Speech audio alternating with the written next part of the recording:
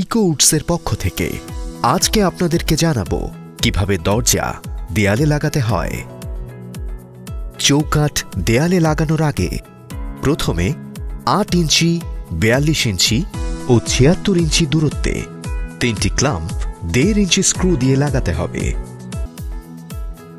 এরপরে চৌকাঠের দুপাশে ৩টি করে মোট ৬টি ক্লাম্প লাগিয়ে ওয়ালের সঙ্গে লাগাতে হবে। চৌকাঠটি ওয়ালের সঙ্গে লাগানোর পরে এটি ওয়ালের সঙ্গে ঠিকমতো ও সমানভাবে যেন আটকে যায়, এজন্য চৌকাঠ ও ওয়ালের মাঝে ছোট ছোট কাঠের টুকরো দিয়ে জ্যাম দিতে হবে।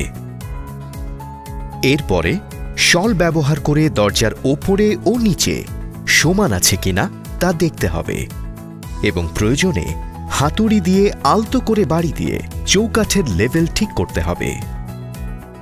এরপরে চৌকাঠের ওপরে মাঝে ও নিচের অংশের মাপ সমান আছে কিনা তা নিশ্চিতের জন্য মেজারমেন্ট টেপ দিয়ে মেপে দেখতে হবে। এরপরে পাথর বা খোয়া মিশ্রিত কংক্রিটের মর্টার দিয়ে চৌকাঠকে দেয়ালের সঙ্গে লাগাতে হবে। দরজার যে অংশে চৌকাঠের সঙ্গে লাগানো হবে সেই পাশে গ্রুপ করে কেটে ৪টি এসএস কবজা ২ ইঞ্চি স্ক্রু দিয়ে লাগাতে হবে। এরপরে দরজাটিকে চৌকাঠের সঙ্গে লাগাতে হবে। এখানে উল্লেখ্য যে কোনোভাবেই কবজা লাগানোর জন্য চৌকাঠে গ্রুপ করা যাবে না। চৌকাঠের সঙ্গে দরজা লাগানোর পরে যদি মনে হয় দরজা ঠিকমতো লাগছে না, তবে দরজা চৌকাঠ থেকে খুলে পুনরায় গ্রুপ করে অ্যাডজাস্ট করতে হবে। দরজা চৌকাঠের সঙ্গে লাগানোর সময় আরও খেয়াল রাখতে হবে যেন দরজা ও চৌকাঠের উভয় পাশে অর্থাৎ ওপরে ও পাশে ৪ মিলিমিটার করে ফাঁকা থাকে।